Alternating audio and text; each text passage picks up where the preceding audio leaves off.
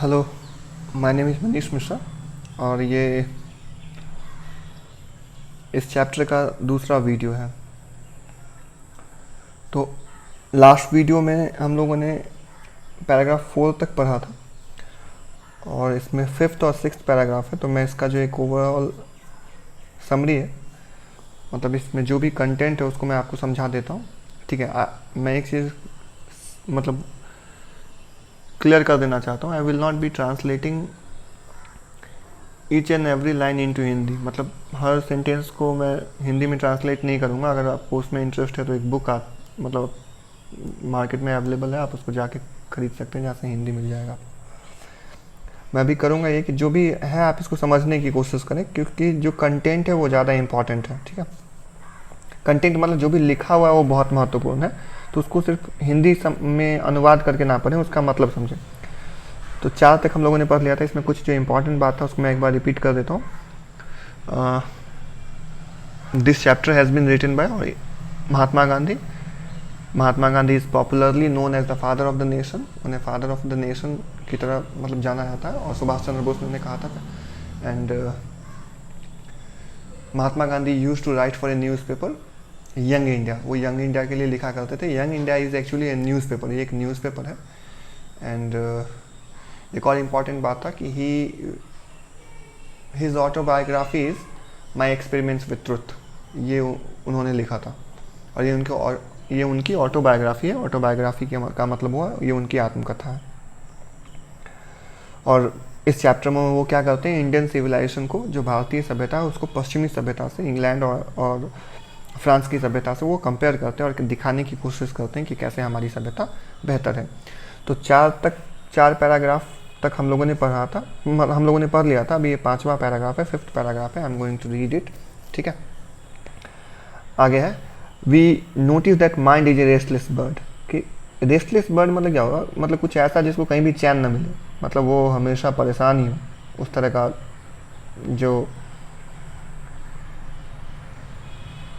आदमी हो उसको रेस्टलेस कहते हैं। यहाँ पे रेस्टलेस बर्ड है, मतलब माइंड जो है ये एक बेचैन चिड़िया की तरह है। The more it gets the more it wants. जितना इसको मिलता है उतना ही इसको चाहिए होता है। मतलब आप इसको कुछ भी दे दें, you can not please your mind. आप अपने माइंड को खुश नहीं कर सकते। मतलब इट ऑलवेज डिमांड्स मोर, या हमेशा बोलेगा और चाहिए। आप इसको कुछ भी दे दें, आप इसको मतलब ये 5000 रुपीज़ का एक सेल फ़ोन खरीद के देंगे, मतलब it will demand a better cell phone. ये इसको मतलब ये बेटर सेल फ़ोन का डिमांड करेगा। कुछ भी कर दें, आप अपने माइंड को सेटिस्फाई नहीं कर सकते हैं। मतलब इसको अगर आप सेटिस्फाई, अगर जो ये डिमांड करता है इसको अगर आप ये देने की कोशिश करेंगे और आप ये एक्सपेक्ट करेंगे, उम्मीद करेंगे कि आपका माइंड उसके बाद आपसे मांगना छोड़ देगा, तो ऐसा नहीं होने वाला है। तो इसके डिमांड को पूरा करना ही मूर्खता है, ये महात्मा गांधी यहाँ पे कह रहे हैं। कहते the more it gets the more it wants. जितना इसको मिलता है उतना ही इसको मतलब चाहिए होता है, उतना ही ये डिमांड करता है। एंड स्टिल रिमेन्स अनसेटिस्फाइड, फिर भी अनसेटिस्फाइड रहता है। अगर आप कोई आपसे कुछ डिमांड करें और अगर आप उसको दे दें फिर वो सेटिस्फाइड हो जाए, संतुष्ट हो जाए, तो कोई प्रॉब्लम नहीं है, आप उसको दे सकते हैं। लेकिन आप उसको कितना भी दे दें वो अनसेटिस्फाइड ही रहेगा, तो फिर प्रॉब्लम है। मतलब आप कुछ भी कर ले तो फिर कोई बेनिफिट निकल के नहीं आता। आगे है, यहाँ एक वर्ड है, इसको पहले एक्सप्लेन कर देता हूँ मैं। इंडल्जिन। इंडल्जिन मतलब क्या होता है, किसी चीज़ में लीन होना है, किसी चीज़ में डूब जाना, किसी चीज़ में अपना ज़्यादा वक्त खर्च करना। मतलब शुद्ध हिंदी बोलने की कोशिश कर रहा हूँ, so I am having to face a bit problems. ठीक है,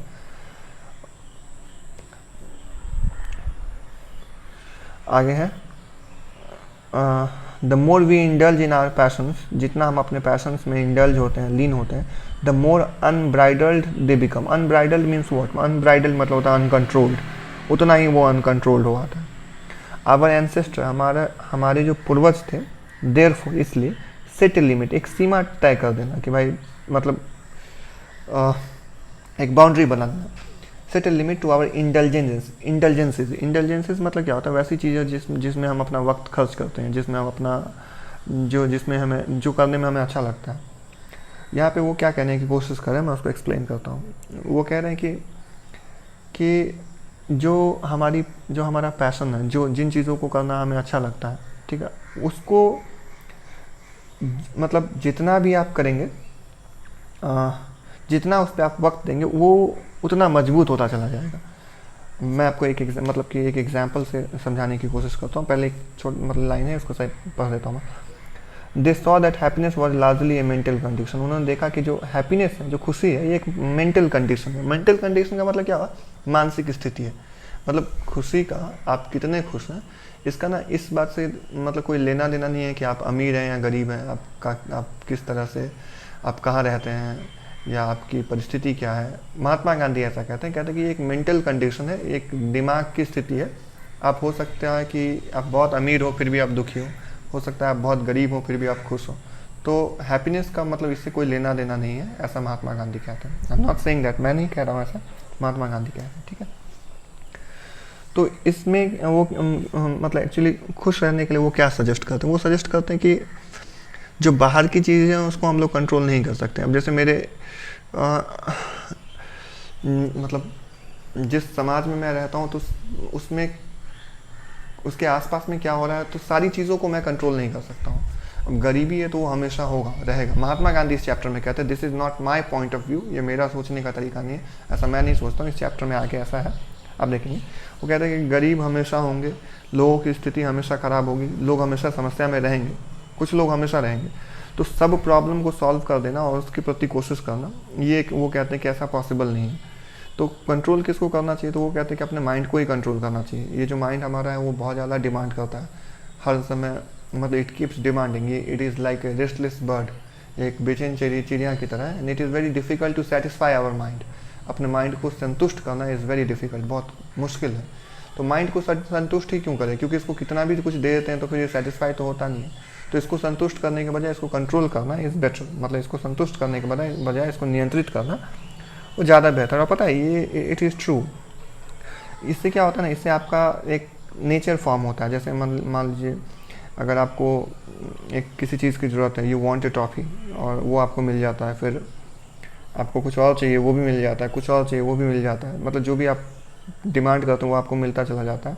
तो इससे क्या होता है कि आपका जो माइंड है वो अनकंट्रोल्ड होता चला जाता है, और फिर बाद में अगर आपको जो चाहेंगे आपको अगर वो नहीं मिलता है तो फिर आपके लिए प्रॉब्लम क्रिएट होगा। तो महात्मा गांधी कहते हैं कि ये हमारी रिस्पॉन्सिबिलिटी है कि अगर हमारा माइंड हमसे कुछ डिमांड करे तो उसको रोकें हम लोग, उसको एक लेवल तक, सेटल लिमिट का मतलब वही हुआ, एक सीमा तक उसको सेटिस्फाई करना ठीक है, बट उसके आगे इट इज़ नॉट एडवाइजेबल, ये मतलब अच्छा नहीं है, ये सलाह नहीं देना चाहिए ऐसा कि ऐसा करें आप। 6 पैराग्राफ है, इट इज़ मतलब इट इज़ वेरी बिग और वेरी लॉन्ग पैराग्राफ, फिर भी इसको पढ़ने की हम लोग कोशिश करते हैं, ठीक है। एक सेकेंड, ये यहाँ से है,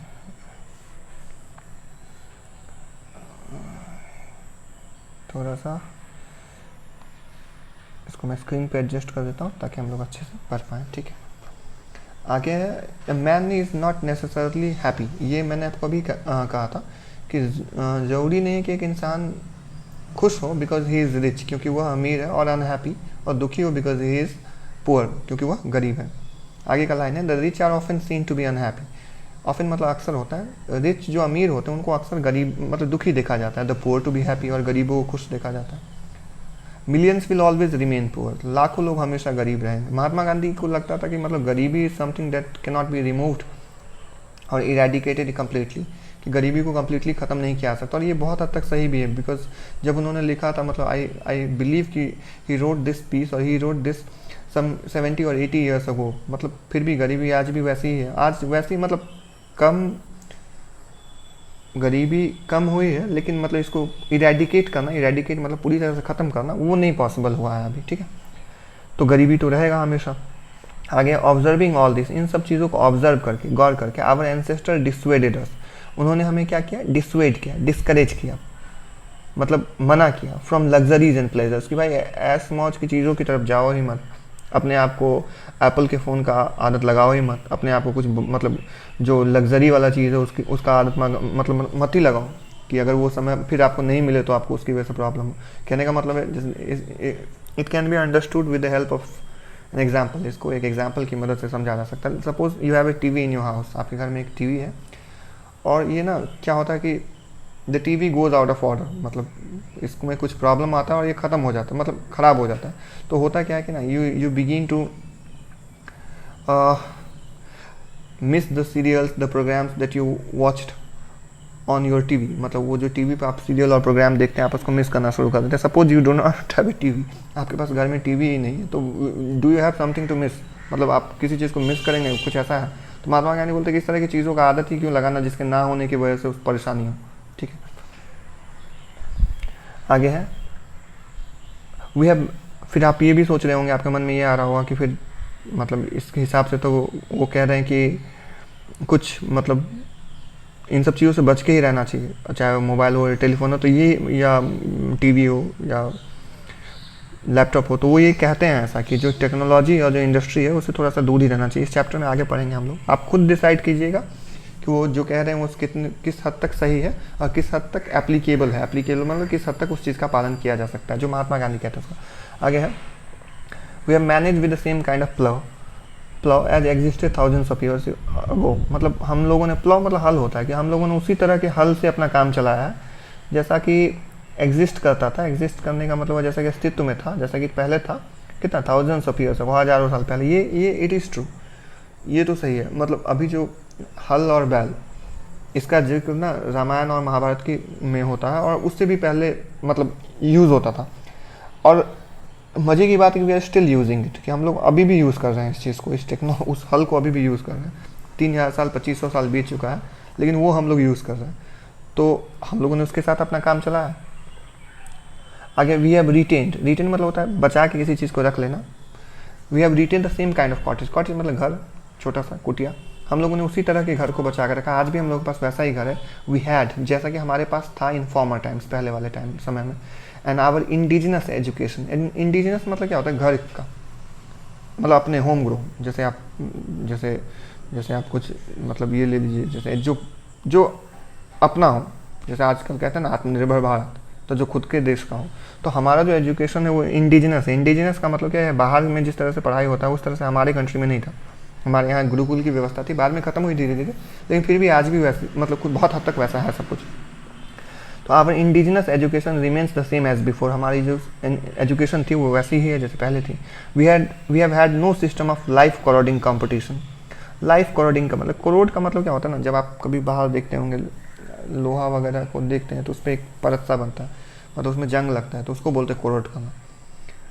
तो लाइफ कोरोडिंग, तो यहाँ पे लाइफ, तो ज़िंदगी में जंग लगाने वाला, ज़िंदगी को ख़त्म करने वाला, तो है कि यहाँ पे कंपटीशन। तो आज का जो कंपटीशन है वो आपकी ज़िंदगी को ख़त्म करता है धीरे धीरे। मतलब एक कंपटीशन सा बनता है, उसमें क्या करते हैं हम लोग, उस कंपटीशन में लग जाते हैं, उसको जीतने की कोशिश करते रहते हैं। उसमें होता क्या है, our life begins to corrode, our life begins to fade away. हम लोगों का जो ज़िंदगी है वो धीरे धीरे क्या करता है, ख़त्म होना शुरू होता है।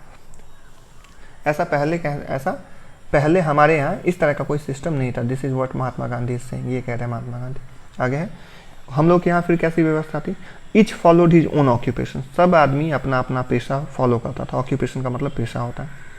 अभी ये भी एक क्वेश्चन बनता है कि कैसे, मतलब क्या, और ट्रेड, यह सब आदमी अपना अपना व्यापार करता था। तो and charge a regular wage, और एक नियमित मजदूरी लेता था। वेज मतलब मजदूरी, चार्ज मतलब पता होगा। तो ये क्या मतलब हुआ, each followed his own occupation और ट्रेड। हम लोग यहाँ एक चीज़ ये था कि हर आदमी का एक ना प्रोफेशन बना हुआ था, एक ऑक्यूपेशन बना हुआ था। जैसे बर्तन बनाने वाला कुम्हार अलग है, लोहार अलग है, सुनार अलग है, जो मतलब सबका एक हिरार्की बना हुआ था, सबका एक ग्रुप था, और सब आदमी उस अपने अपने काम में लगे रहते थे। किसी का कोई कंपटीशन नहीं था। सुनार लोहार वाला काम नहीं करता था, अभी है ऐसा, लेकिन पहले नहीं। जो कुम्हार था उसका वही काम था, तो सबका बना हुआ था, उसमें कुछ खास कंपटीशन नहीं होता था, और सब आदमी अपने अपने पेशे में इन्वॉल्व रहता था और एक नियमित मजदूरी चार्ज करता था, तो सब खुश था। अब आगे वो महात्मा गांधी ये भी कहते हैं, ये बड़ा इंटरेस्टिंग लगता है मुझे। वो ये कहते हैं कि जैसे मशीनरी और की जो खोज हुई, जो मशीनों की खोज हुई और जो औद्योगिक क्रांति हुई, वो इंडिया में नहीं हुई, वो मतलब इंग्लैंड में हुई, जो मतलब पश्चिमी देशों में हुई। तो महात्मा गांधी इसका कहते हैं कि it was not that we did not know how to invent machinery. कहता है इट वॉज नॉट दैट का मतलब ऐसा नहीं कि हम लोग को मशीन खोजना नहीं आता, जब भी खोजना चाहते हैं हम लोग खोज सकते थे, मतलब हम लोग इन्वेंट कर सकते थे। But our forefathers knew, जो हमारे पूर्वज थे न्यू, वो जानते थे दैट कि if we set our hearts after such thing, कि अगर हम लोग ऐसी चीज़ों पे अपना मन लगाएंगे, we would become slaves and lose our moral fibre. हम लोग क्या बन जाएंगे, स्लेव बन जाएंगे, हम लोग गुलाम बन जाएंगे और अपनी नैतिकता को क्या कर देंगे, खो देंगे। ये महात्मा गांधी कहते हैं कि हम लोगों ने मशीनरी का आविष्कार इसलिए नहीं किया कि हम लोगों को पता था कि अगर मशीन का हम लोग आविष्कार करेंगे तो हम लोग गुलाम बन जाएंगे मशीनों के, और हम लोग अपनी नैतिकता को क्या कर देंगे, खो देंगे। ये महात्मा गांधी कहते हैं। अब यहाँ पे एक चीज़ ये समझ में नहीं आता कि मशीनों का गुलाम बनने का मतलब क्या हुआ। तो मशीनों का गुलाम बनने का मतलब ये मत सोचिए कि कोई मशीन आपको बोलता है कि आप एक गिलास पानी मेरे लिए लेकर आइए, ऐसा नहीं है, कोई मशीन ऐसा नहीं कहता। लेकिन आप बहुत हद तक मशीन के कंट्रोल में। आप इसका एक एग्जांपल आप ऐसे ले लीजिए, आप you have a cell phone in your hand, आपके पास सेल फोन है, you keep the cell phone on your bed, आप अपने बेड पे सेल फोन को रख दीजिए, now it starts blinking, somebody sends you a message and it starts blinking, और जो मतलब वो एक नोटिफिकेशन आता है। अब क्या है ना, you can not control yourself, आप खुद को कंट्रोल नहीं करेंगे, you will go and you will check the notification, आप उस जाएंगे और नोटिफिकेशन को चेक करेंगे। तो इसका मतलब क्या हुआ, मतलब दिस इज, ये आपने सोचा नहीं था, ये खुद मतलब ये जो मशीन है उसने एक हद तक आपको कंट्रोल करके रखा। आप क्या करेंगे वो थोड़ा सा मशीन भी अब डिसाइड करता है। जैसे मान लीजिए आप बाहर जा रहे हैं और you are in your room, और you are in your room studying, somebody sends you a message, कोई आपको एक मैसेज बोलता है, it's a very long message, it is about पता नहीं what happened at your college, कि आपके कॉलेज में क्या हुआ, it's a very long message, now you stop studying, आप पढ़ना बंद कर देते हैं, you start reading the message, आप मैसेज को पढ़ना शुरू कर देते हो, you start reading, you start watching something, अगर आप मोबाइल को यूज़ करना। तो इसमें क्या हुआ कि जो आप कर रहे हैं तो वो आप नहीं कर पा रहे हैं। क्यों नहीं कर पा रहे हैं, क्योंकि there is a machine controlling you, कि एक मशीन है जो आपको कंट्रोल कर रहा है। तो महात्मा गांधी कहते हैं कि जो हमारे पूर्वज थे, जो हमारे फोरफादर्स थे, उनको ऐसा पता था कि ऐसा होगा, इसलिए उन्होंने मशीन की खोजी नहीं, ये ऐसा कहते हैं। ठीक, डेलिब्रेशन का मतलब सोच विचार होता है। दे देयरफॉर आफ्टर ड्यू डेलिब्रेशन, दे मतलब जो हमारे पूर्वज थे, देयरफॉर का मतलब पता होगा आपको, इसलिए उन्होंने बहुत सोच विचार के बाद डिसाइडेड, ये डिसाइड किया that we should not only we should do only what we could with our hands and feet, कि हमें सिर्फ वही काम करना है जो हम हाथ और पाँव से कर सकें। जैसे हल चलाना है, उसमें खुद का फिजिकल लेबर होगा आपका, ठीक है, मतलब खुद से काम आपको करना पड़ेगा। जो हाथ पाँव से करे, जिसमें थोड़ा दम लगे, जिसमें थोड़ा मेहनत लगे, वही काम करना चाहिए। महात्मा गांधी ऐसा कहते हैं। ठीक है, अगर आपको मुजफ्फरपुर जाना है तो साइकिल से जाइए, ठीक है, मशीनरी का यूज़ मत कीजिए, नहीं, इट्स जस्ट जोक। ठीक है, आगे दे सॉ दैट, वो दे यहाँ पे पूर्वजों के लिए हैं, वे लोग मतलब जो हमारे पूर्वज थे, सॉ दैट उन्होंने देखा कि our real happiness and health, जो हमारी सच्ची खुशी है और हेल्थ है, consisted in a proper use of our hands and feet. वो किस में है, कंसिस्ट इन मतलब होता है कुछ में कुछ होना। ठीक है, मतलब जो हमारी सच्ची खुशी है, जो हैप्पीनेस है और जो हेल्थ है, वो किस में है, तो proper use of our hands and feet, हाथ और पैर को अच्छे से यूज़ कीजिएगा तो खुश रहिएगा। हाथ और पैर को अच्छे से यूज़ करने का मतलब क्या हुआ, मतलब आप फिजिकल कोई काम कीजिएगा, कोई एक्सरसाइज कीजिए, चलने वाला काम कीजिए, कुछ भी कीजिए, मशीन का यूज़ मत कीजिए। If you have to go to market, don't use your bike, go on foot. ठीक है, तो अगर वैसे करना है तो मतलब इसमें हैप्पीनेस है, महात्मा गांधी ऐसा कहते हैं। ठीक है, मुझे लगता है कि इतना आज के लिए काफ़ी है, बस दो ही पढ़ा। आपको इसमें कुछ क्वेश्चन बनता है, मैं आपको एक बार फिर से वो कर देता हूँ। यहाँ पे this line is very important, ये जो लाइन है ये बहुत important. We notice that mind is a restless bird and the more it gets the more it wants and still remains unsatisfied. ये एग्जामिनेशन में एक्सप्लेनेशन में पूछता है कितनी बार, तो आप इस लाइन को याद रखेंगे। फिर ये भी लाइन बहुत इंपॉर्टेंट है कि happiness is a mental condition. कहाँ गया वो लाइन, कहीं भी अगर है यहाँ पे, सो यहाँ ये रहा, this that happiness was largely A mental condition. This line is very important, ये लाइन बहुत इंपॉर्टेंट है। इसको, इस लाइन सबको ना आप ऐसे करके, मतलब आप इसको की पॉइंट्स करके और मतलब एक दो करके आप इसको लिख लीजिएगा अपने नोटबुक में। ठीक है, इट विल हेल्प यू। ठीक, ये लाइन भी बहुत इंपॉर्टेंट है। 6 मतलब आप कहेंगे कि सारा बुक ही इंपॉर्टेंट नहीं, मतलब really these lines are very important. आप देखिएगा प्रीवियस ईयर का क्वेश्चन से बहुत बार पूछा गया है, बहुत बार, मतलब जो एग्जाम जब भी होता है इस सबसे रिलेटेड या तो ऑब्जेक्टिव या कुछ ना कुछ होता है एग्जाम में। आगे है, man is not necessarily happy because he is rich और unhappy because he is poor. ये लाइन भी बहुत इंपॉर्टेंट है कि एक इंसान खुश इसलिए नहीं होता सॉरी एक इंसान जरूरी नहीं है कि इसलिए खुश हो क्योंकि वह अमीर है, और दुखी इसलिए हो क्योंकि वह पुअर है। जो अमीर है उनको दुखी देखा जाता है, and the poor to be happy, और गरीबों को खुश। तो ये line, this line is very important. इसका एक्सप्लेनेशन पूछा जाएगा आपसे, तो बस इसका एक्सप्लेनेशन में आप ये लिखिए कि मतलब happiness is a mental condition, मतलब हैप्पीनेस जो है वो क्या है, एक मेंटल कंडीशन है। ठीक है, और it is not influenced by fact, it is not influenced by things like how rich you are और where you live, what you eat, how you dress, मतलब इन सब चीज़ों से हैप्पीनेस इन्फ्लुएंस्ड नहीं होता है। This I am not saying, this Mahatma Gandhi is saying, मतलब ये मैं नहीं कह रहा हूँ, ये महात्मा गांधी कह रहे हैं। ठीक है, तो मुझे लगता है इन सब चीज़ों से इन्फ्लुएंस होते हैं हम लोग बहुत हद तक। ठीक है, लेकिन this is what he is saying. ठीक है, आगे हम तो इसमें कुछ बातों को मैं फिर से रिपीट कर देता हूँ। Indian civilisation and culture has been written by Mahatma Gandhi. Mahatma Gandhi is popularly known as the father of the nation, and he used to write for a newspaper, Young India, and in his autobiography is My Experiments with Truth. These are certain things that you need to keep in mind about महात्मा गांधी। महात्मा गांधी के बारे में इन चीज़ों को आपको दिमाग में रखना है, it will help you lot. तो ये हुआ। उसके बाद फिर इसमें हाँ ये है एक कोट क्या था,